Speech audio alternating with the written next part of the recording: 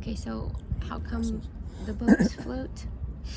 So water has a density, or has a weight, 1 gram per milliliter is the density. So basically a boat or anything floats because when it has to be less than the amount of water that it displaces. So when I talk about displaces, like if you put something in water, it takes up volume, right?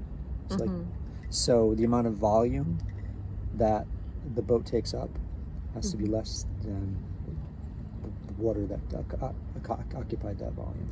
So if the boat, okay, wait. So water weighs something. Yes, like water this weighs something. cup of 1 gram. hot water. Every milliliter of water. I don't know the English, but for every milliliter of water, like metric wise, it weighs 1 gram. If it's so this weighs water, like 1 gram. Well, or like every milliliter pound, of this water, not a pound, weighs 1 gram. So if the boat was, that's a density. Okay, so wait, so the tea bag, well, I have it tight around the edge. So the tea bag isn't floating because it's heavier than the water? Yeah, it's denser. Yeah. And the spoon is heavier than the water. But then the amount of water that displaces, yeah. It has to do with the displacement, or the amount of water that separates. Like if you take a boat, and the boat has a certain weight, and if you put the boat in the water, it sinks into the water, right? And then a little bit. So, but it pushes water to the side because water doesn't go in it. So the amount of water that it pushes to the side has a certain weight to it. So the boat will float if the boat's weight is equal to or less than the amount of the weight of the water that it pushes aside. How do you know how much water it pushes aside? They figure it out. How? They figure it out. How? Just with calculus calculations and stuff. Is it calculus or it's not geometry? Algebra? I don't know. It's probably not calculus, but like, do they like go? Okay, so I know how they figure it out.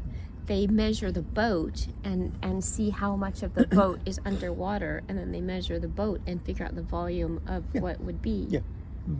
Yeah, but then exactly. Then from that volume you can figure out the mass, because the density is equal to the mass divided by the volume that displaces. So M is equal to D density is equal to the mass on top divided by the volume L. So if you know L, which one's L? If you know the volume, which you said you just measured, right? In my head. Right. Yeah. So the volume, I understand how to get that. Yeah. So, but then you wouldn't know if the boat's going to sink or not until it's already in the water. They can calculate it, but I'm sure they messed up a number of times when they first because did it. You don't know how far in the water the boat's going to go. You can figure it out. They figure out very, very precisely where the water line is going to be on a boat. Yeah. What about those boats? Same thing, same principle. Where are they? Although there's more although some of these boats, they actually have floating. They have buoyancy because they. Well, there's other reasons too, but I don't know if we answered the question. I didn't answer the question. I answered the question. I understand it. Wait, now there's sun in my eyes. So, Done with the question. Huh? We're done with the question. It is. I don't understand. You still don't understand it? Well, I understand it, but I still don't understand because you said it's not. It's like, to me, it's like if the boat will float if is it enough, honey? Yeah. The boat will float if the boat will float if it weighs less than the water.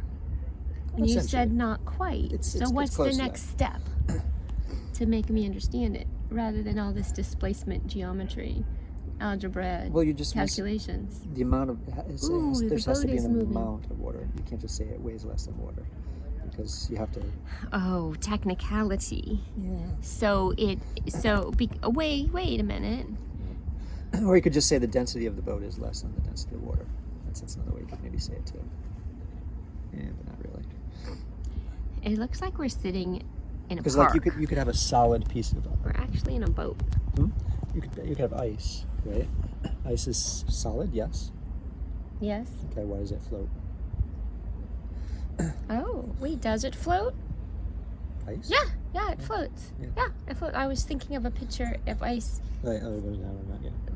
I was thinking maybe it doesn't float. There's just so many pieces in there, but it does float. Yeah, yeah. It floats to the top. Yeah. Okay, so why does it float So to that's the a top? specific density thing. I mean, that means that's, you can just say that the density of the ice is less than the density of the water. And that's why that's why it floats. The density. So there's less mass per volume. Okay, so another thing is oil. Oil floats over water, right? Yes. That's another thing too, the density. I can't see very well with the Anyway, sun and we'll mirrors. get into. Well, it's just you use these words. I was trying to get give you real life examples, I guess. That is a real life example. It's not quite So, as similar. so the boat floats on water because ice floats on water. No. That's kind of the same thing you said. No, but the boat. Yeah, But okay, if you take a piece of steel, yes, just a hunk of steel, a drop hunk of it. burning love. hunk of burning love, and you put it on water, will it float? I would say no. Okay, all right, and you'd be correct. Why But not? if you shape that steel into A boat? a boat, the same piece of steel, that's what they do. Really? Yeah, some sailboats, Okay. yeah. Steel Okay. boats, they do. All right. Oh, how do you make a boat? You shape it into The shape of a boat. Of a boat. The bottom, the Still hull. weighs the same as it did before. Well, probably It's the not. same piece of steel. No, it's the Because same you shaped it. But you're not removing any steel. Maybe. You're not you adding. No, shaped it. you're not removing Okay. any steel. Okay, You're not so adding you're any not- steel. okay. It's the same exact piece of steel that you started off with in the beginning, that you put on the water and it sank. Okay. So You you take- went and found it Yeah. after it sank. Yep. You pulled it up. You take the same piece of steel, Mhm. haven't added anything to it, haven't subtracted anything to it, and you shape it Mm-hmm. into the shape of a hull of a boat. Mm-hmm. Mm-hmm. And then it will float. Based on the dimensions of this, how much volume you enclose with the steel. That's That amazing. volume of the water that would have Mhm. been in the steel boat Mhm. has to be less than the amount. Let me think about this. I don't want to say the same word over again. The volume of displaces.